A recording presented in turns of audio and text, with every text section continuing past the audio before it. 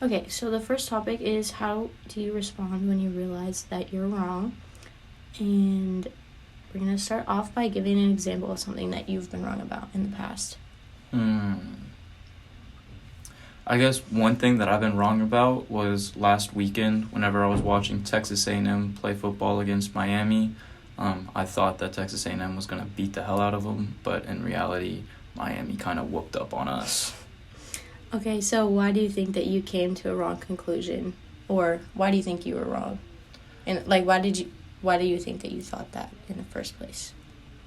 Well, I thought that Texas A&M was going to win because Texas A&M is the best school, and of course I want my team to win, so I just kind of had faith in my team and my quarterback, Connor Wegman.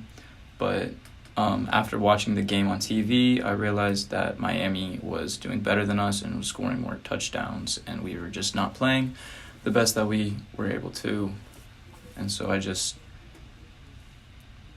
I realized that I was wrong by watching the game. Okay, and what did being wrong feel like? It was very depressing. It was a emotional blow to me because, like I said, I want my team to do good and be right, and I really thought that we were going to have a fighting chance at beating Miami. Okay, so the second part of this is what is a social issue that you feel is most difficult for others to adjust or change their minds about? So, just give an example of any social issue that would fit that. I suppose the social issue that sticks out the most to me would be political parties and people choosing one party over the other party in their own political opinions. Okay, what is the reason why this specific social issue causes difficulty in changing our viewpoints? Why do people feel so strongly about political parties? I guess it kind of goes with their with your last question.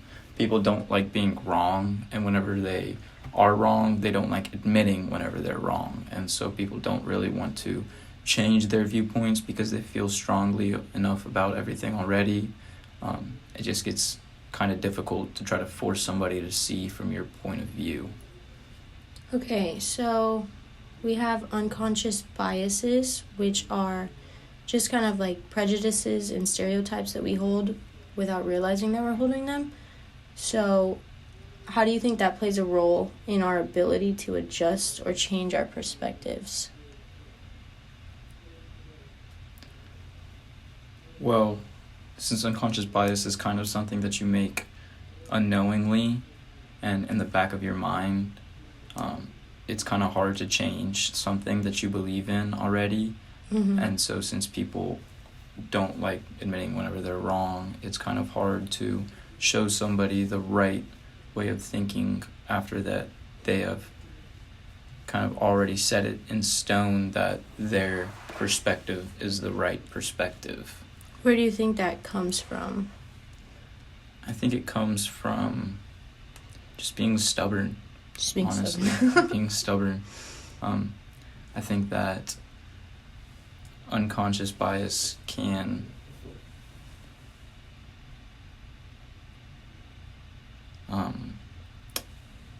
can you repeat the question? Just where do you think unconscious biases come from? So, how do you think they form in the beginning? Like, Okay, where does it come from? You know? I think it can definitely come from like where you were raised, how you were raised, and just a long-lasting series of opinions that you formed in your own mind. Okay.